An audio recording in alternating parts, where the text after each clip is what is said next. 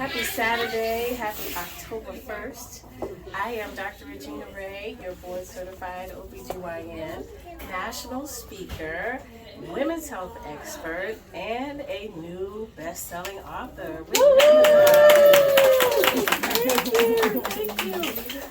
Through my book and my workshops, I assist parents-to-be to grow their families, to understand the adoption process, to understand the birth mom's medical conditions that may impact their final decision, all to help grow one's family through this option.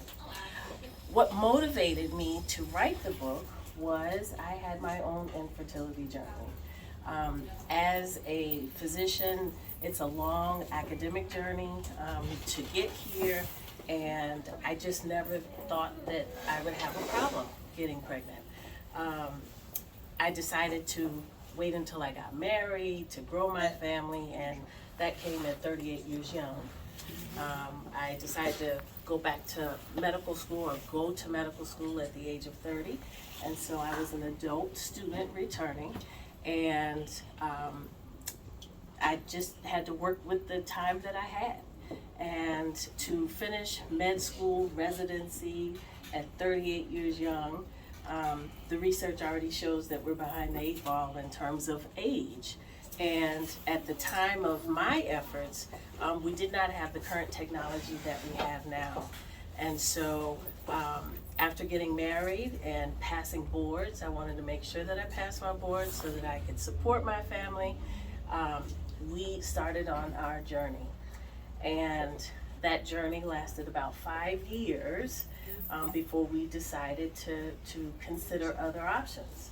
And that included IVF. For those who don't know what that means, IVF is in vitro fertilization, where the provider gets the egg from me, the sperm from husband, pair it up, create an embryo, and implant into your uterine cavity. But for me, we also had some medical conditions like fibroids and some hormonal imbalances with polycystic ovarian syndrome. But I was encouraged. I said, hey, I'm in the field. We can make it happen. We can figure it out. But we came upon some hiccups. After getting fibroids removed, we got prepared, and we were unsuccessful with my eggs after 2 IVF cycles. We then considered a donor egg, and that was a big blow for me because I'm an only child and I really wanted my dad's blood running through the veins of that child. But I said, you know, being a mom is more important than that particular component. So we considered donor eggs, and we were successful with 2 pregnancies, but unfortunately we had miscarriages. So we decided to take a break. It was a long journey between my eggs, my donor eggs, developing great embryos, but for some reason not making it. We decided to take a break. We then took a break and then came back, and then unfortunately what embryos we had didn't survive thaw, so then you have to start all over. We went through three moms who considered their eggs or made them available to us. And after the 3rd miscarriage at 45 years young, I decided that we needed to consider something else. I had to really look at the larger picture and identify what really made, what was most important in our lives. Was it me feeling the baby, or was it having a baby that we could love on and love on us, and who we could impact? And so we decided to consider adoption, and didn't really know where to start. We know that was an option, but in the education that we received, adoption is oftentimes the last effort in wanting to be and becoming parents versus having that information on the front end as a viable option. But we were able to go through the process again with hiccups, where our first match did not work, but we got our daughter, who is now 4.5. My husband, Celestin, and our daughter, Imani, is here, along with other family members, and our life just has not been the same since, in a good way. She is keeping us young. We are blessed to have her. And it was through my journey where I made the decision as an OB-GYN to adjust my practice and my approach by talking to patients about adoption as a viable option. On the front end, when they come to me and they ask, hey, we're interested in growing our family, what should we consider? What are some things that we need to be thinking about? Again, with the current research and technology, we have the opportunity to retrieve eggs, freeze eggs, like we have frozen sperm for many years for later use. And when you're ready, you can unthaw those eggs. They survive thaw without any genetic abnormalities. We can pair those eggs with sperm, create the embryo that we want, and consider implantation. However, if that isn't an option for you, we want patients to know and clients to know and all of the world to know that adoption is an option. And so one of the reasons for writing the book was to share my story, and that I wanted to help readers to understand that they're not alone. I also wanted to be a resource for folks of color. This is not a big conversation that we have in our community. We often adopt our loved ones, our cousins, and they're just family. We just, approach it that way. And I wanted to just be able to be a resource for those who are considering adoption, provide a real life story for my colleagues. Many of us, we go through what we've been taught, often not considering the things that we tell patients for ourselves. I'm still dealing with fibroids, and I have an upcoming procedure. And what was shocking that I had to realize just most recently, I talk about options for treatment all the time with patients, but I had never considered the option that my doc talked to me. I was like, that is just crazy. But we're in a mindset when it comes to managing patients that we often don't consider for ourselves. And so I am hoping with my book, for those who choose to purchase today, that you consider, if not for yourself, but for someone else who may be going through the process of, what do we do? We want children. We haven't considered this or haven't considered that, to consider purchasing the book to share with them. Because we talk about in the book, as I was going along our journey, I didn't realize that there are some states that offer embryo adoption. So for those who may not want to go through the process of getting your eggs or skipping a step in that process, you can go through that process once and consider adopting someone else's embryos that already exist. The book also describes what are some things that you want to look for in an adoption agency. We had no idea of what to consider, what to ask. Through our experience, we realized that you can do private adoption. You don't have to necessarily go through an adoption agency. You can also have an adoption agency that has an advocate for you, because you're learning to go through this process just as the birth mom is. And sometimes when you're dealing with an agency with only one person representing both the birth mom and the adoptive parents, it can be a conflict of interest. And we experience that with our first agency. And sometimes the agencies can be a little snotty. And we need to, as folks considering adoption, we need to help them to understand that we have an equal say in this process as well, and we're as important as the birth mom.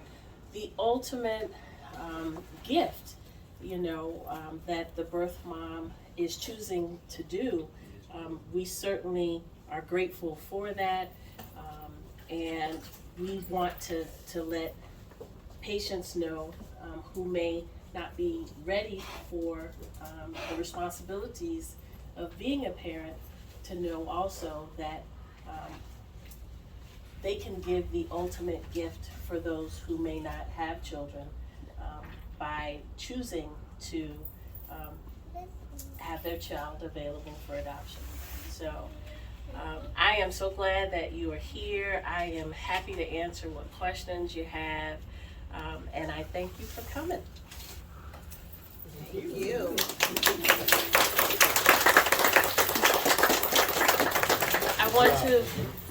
I want to acknowledge my family in the audience.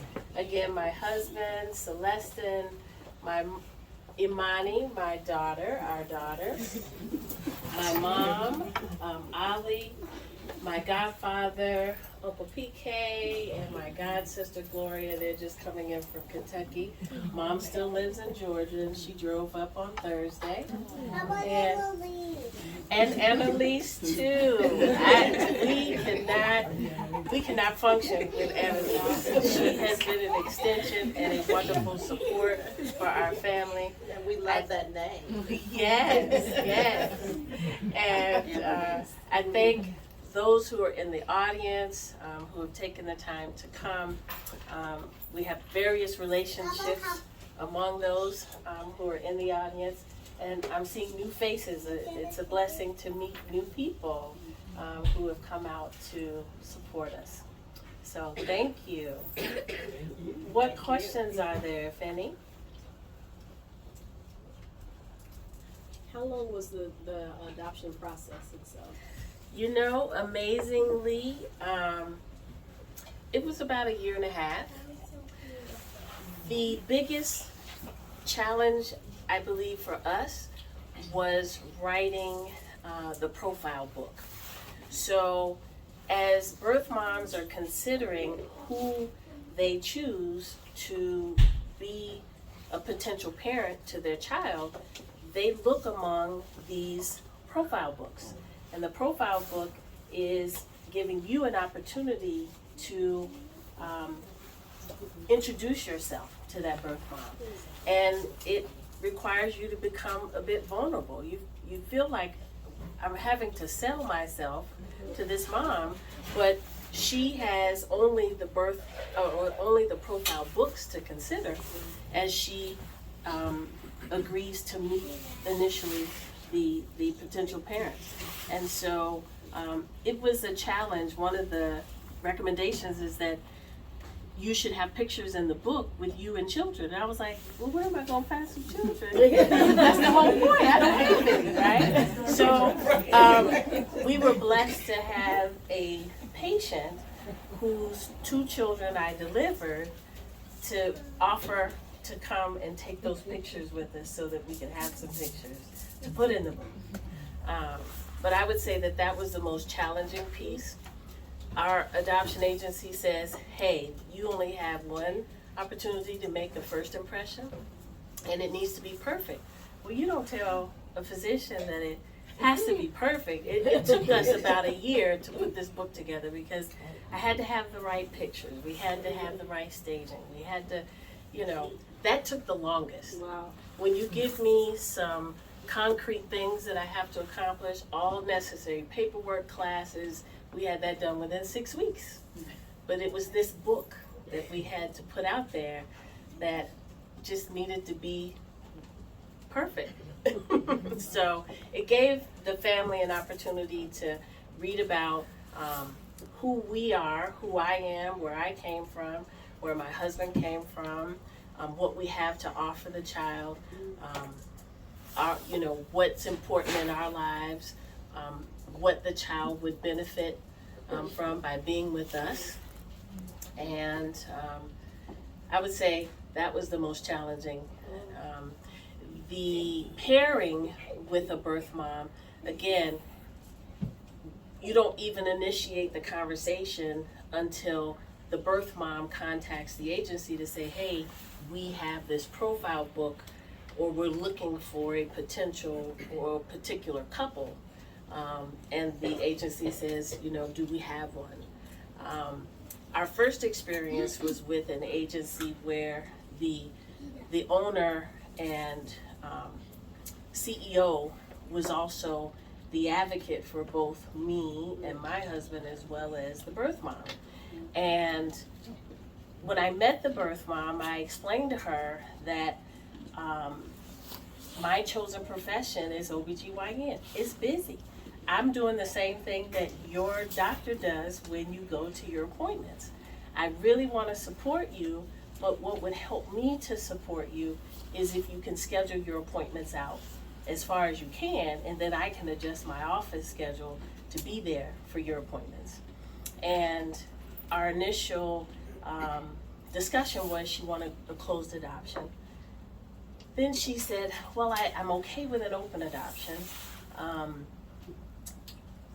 But then now I would like to visit every quarter. I said, I'm not looking for co-parenting. I'm looking for a baby that we can come home to and mold. So as we got closer to that day, she started saying, I didn't feel like getting up this morning. I moved my appointment to Friday. And the adoption agency is saying, well, you need to drop whatever you're doing to make that appointment. I said, I have surgery. I have a patient I'm responsible for. I can't do that. I'm not going to do that. And, for you to sign off on this behavior, it's not okay. It's not helping her at all, So needless to say, that match didn't occur, and that fit with that agency didn't happen, and we transferred our service, our care to another agency. And that's when we realized, there are other agencies that have an advocate for the birth mom as well as an advocate for the adoptive parents, because we're both kind of clueless going through the process. So I would say a good year and a half, but we were paired with a wonderful mom, and she was firm in her decision. I wanted to be there for the delivery. She said no. I kind of called and said, I didn't want to stop the process, but I'm thinking, what's going on? What is she doing? And it was hard. It was hard to take the hat of a physician off and be the hat of a mom and just observe without seeming too aggressive. But I also wanted to make sure she was getting the care she was supposed to get as a birth mom, whether we matched finally and we brought the baby home or not. It sounded like she needed some advocacy for her because she had some conditions, and I'm sitting, this is the final birth mom. We had two processes. The first one didn't match, and we were connected with another birth mom whose appointments we were able to attend.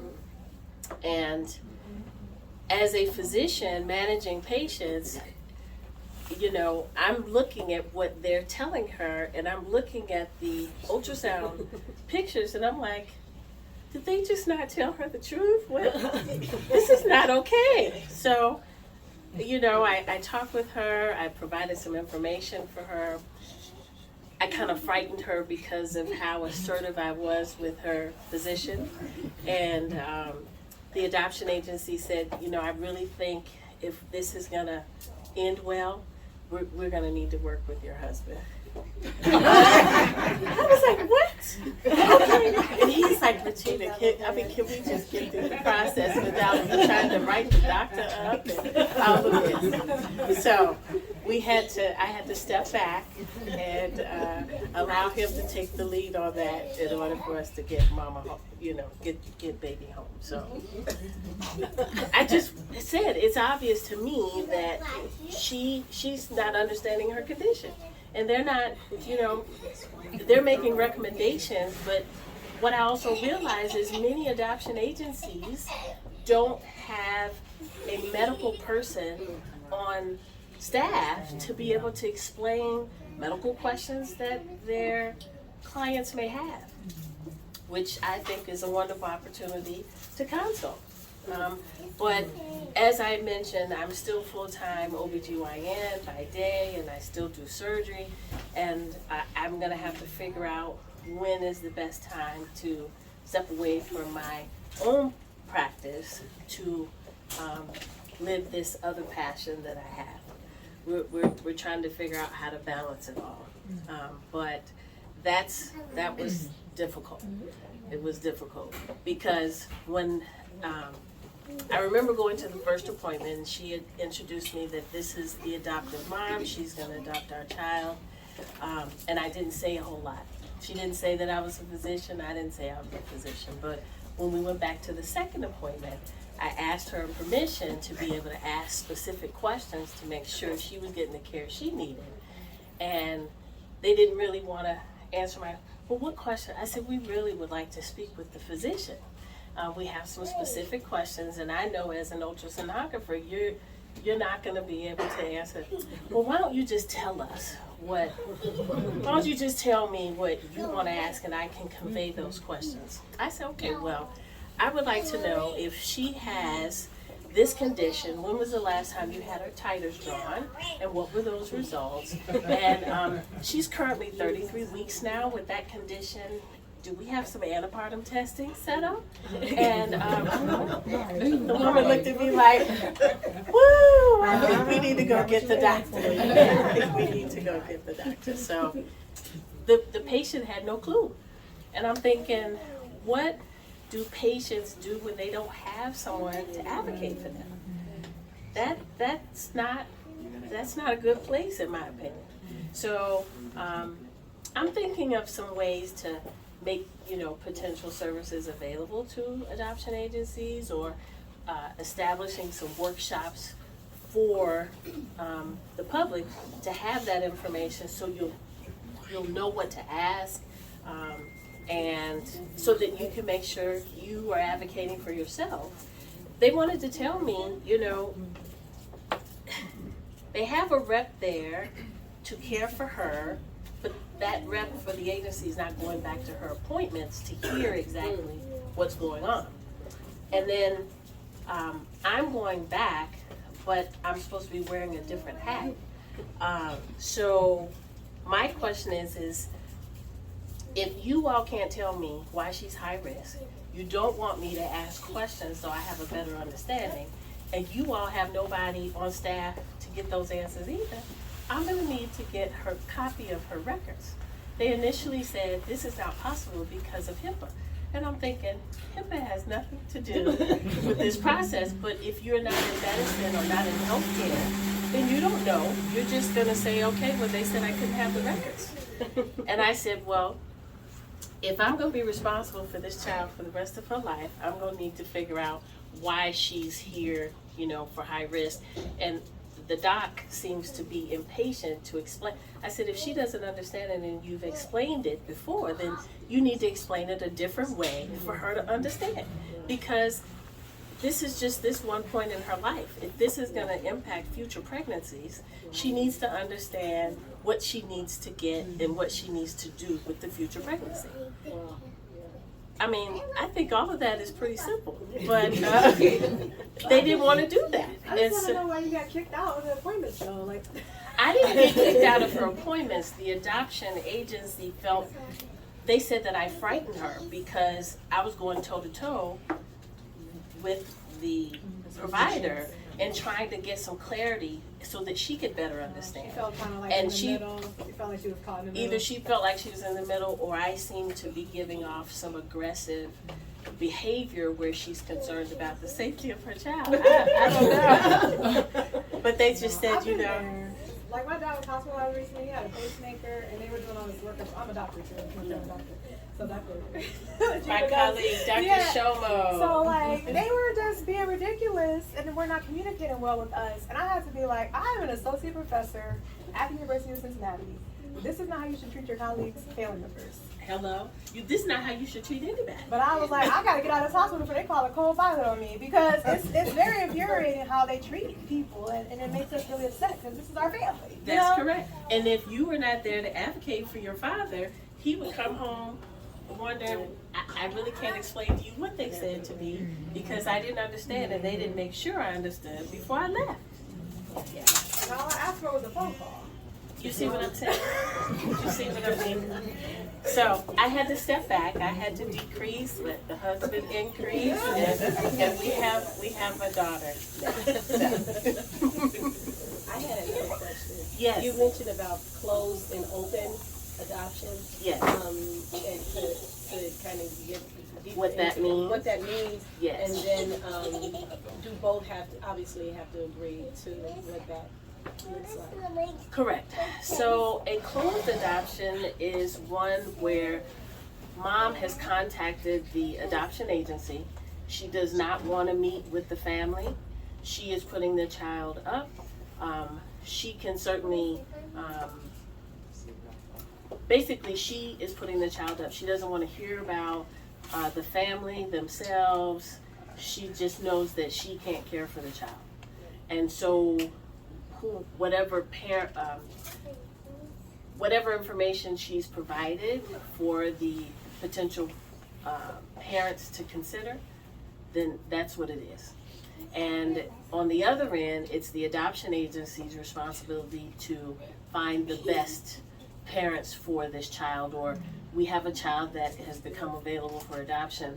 This is their history. Mom is not, she's interested in a closed adoption. Is this a baby you want to consider? An open adoption means that you and the birth mom agree to maintain some degree of communication. I was initially against open because I said I don't want a knock at the door. I don't want a conversation that, what if I don't think the baby's ready and you're showing up at the school? I just don't want any of that. But the adoption agency says you will fare better when birth moms are considering you to have some level of openness, because they really want to know and make sure that they made the right decision in their choice. And so we put openness, but you can define what that openness is. It doesn't have to be a quarterly visit in person. It could be a quarterly email update with a picture or two to say, hey, baby's doing well. And our agreement was we would contact her quarterly, let her know how the baby's doing, and at the 1 year birthday, we could revisit what future openness looked like. And after that initial birthday, and we sent pictures and she's doing well, she didn't respond back. And then I felt, well, I would like her to know, and my husband's like, she's made a decision, because she's having to deal with the fact, and she's trying to figure it out for herself as well with the least amount of pain. And so, but I did get a copy of those records, and we can contact her at any time should our daughter decide that that's what she wants to do. And if there's any medical issue that comes up with her, we at least have mom's history, that we can consider. So with that being said, are there any services that offer like transitional counseling with the birth mom and the new mom to get them to be comfortable with the decision they made? So that's an interesting question. The adoption agency is usually the liaison with that. And here in Ohio, even after you bring mama or bring the baby home, it's a 6-month process. So before leaving the hospital, mom signs over her rights. And should we not work out, she still can't get the baby back. But once her rights, she signs a form, you can't sign it before 72 hours. They want to make sure birth mom is clear in the decision. But once those papers are signed, she relinquishes her rights. There is some time before that period of time where dad has an opportunity to decide to be a parent to the child. But once that time has expired and once mom has signed over relinquishing her rights, she can't get the baby back ever. But then we are on trial for 6 months with monthly visits from a social worker that has to report in how she's doing.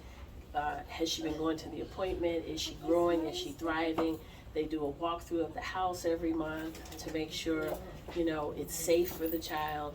And then all of that paperwork is sent in to the judge that will review and make the final decision on whether we are eligible to get the baby. So it's not just you bring the baby home. Now, there are some other states, the rules differ by state. So you have some that is within a couple of weeks or a month, and when you're done, once that time elapsed, then it's done, it's final.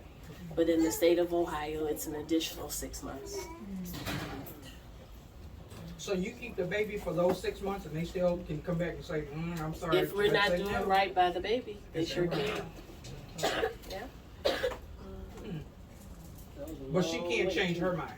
She can't change her mind. Once she has signed the paper, she's relinquished her rights. I will tell you from grandma's side, that was a long 6 months. Oh, And we wanted a baby. We wanted the baby from birth. We considered adopting from West Africa, where my husband is from, but it would take long. And I wanted the baby right then. Someone asked, had you considered foster to adopt?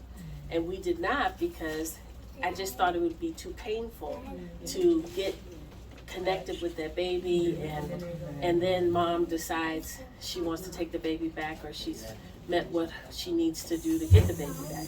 I said that I would just not make it. So we gonna work with a newborn, and that mom was firm in her decision. She delivered, I just knew it was for us. She delivered on January 15th, which is Founders Day for beloved Alpha sorority.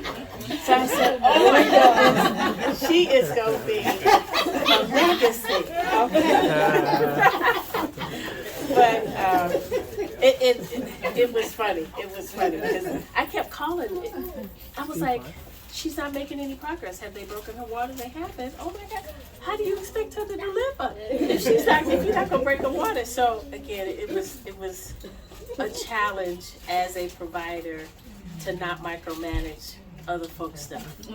I needed to stay in my lane as a mother to make it happen. So yes.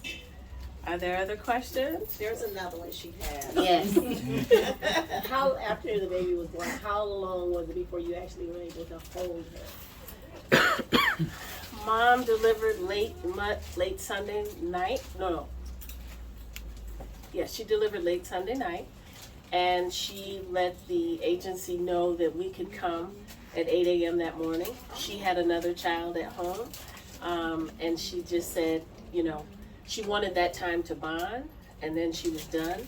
She said, I'll see you all on Friday, and she left. So we were there in the city when she was in labor, but we weren't allowed to come to the hospital until she was firm and she was done. A blessing is that many hospitals will provide you with a room to stay at the hospital free of charge to bond with that child until the process is complete. So that was nice. That was nice. Any other questions?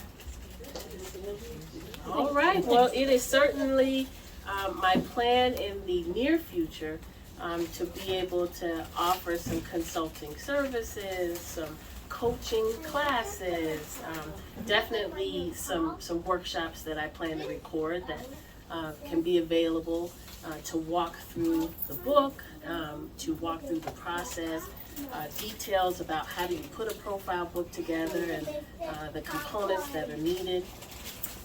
That is the plan. So,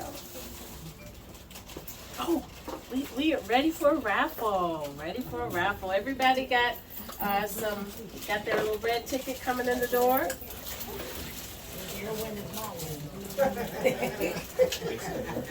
Thank you so much for coming. To support the bookstore, we yielded beverages to them. So if you are thirsty for anything, they have lots of different options for you.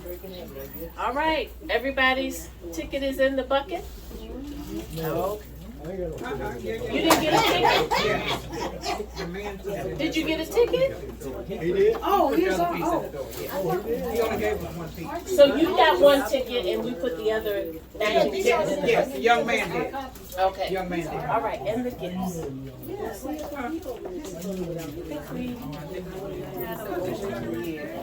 All right. We got 4 gifts. You know what? I think I should have somebody. Oh, Regina, let me back there. Oh. Did you put the thing in? Okay. We put ours in? No. No. You keep one. Right. We kept the other half, and we put that in here. All right, we're gonna have this young man to pull, and that number is 4095544. Sorry, what? 5544, the last 4 digits. nobody. Go pull again. All right.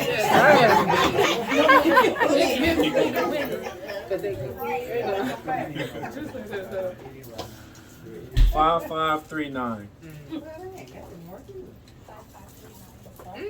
5539. What you got there? Okay. Oh, dang. 5545. 4 or 5. You want me to just tell you what to say?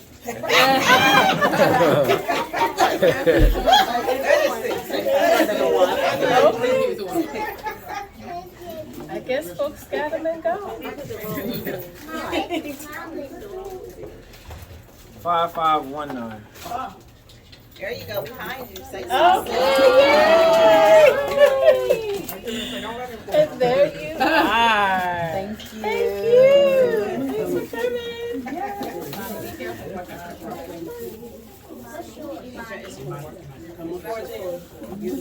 5535.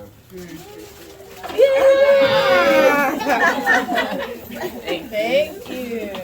We got 2 more. I'm looking back. 5528. Hey.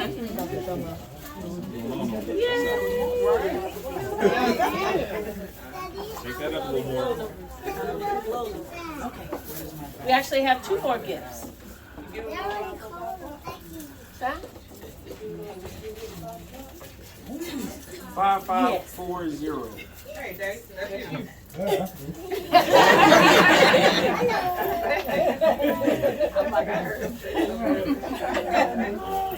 All right.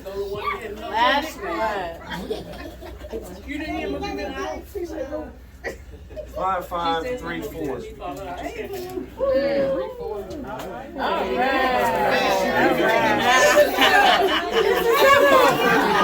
Wonderful. I'll be a tryout for my All right. I'm caught. Like I have a good All right, well, we have the book available on Amazon as a Kindle ebook. We have softbacks that are here. We have hardbacks that are on their way. But if you must have a hardback today in your hand, well, we're not able to give you a hardback in your hand. But you certainly can order a hardback on my website, which is drreginaray.com, with this bag and gift that you will receive with your purchase today. Yes. And we can have them delivered to you.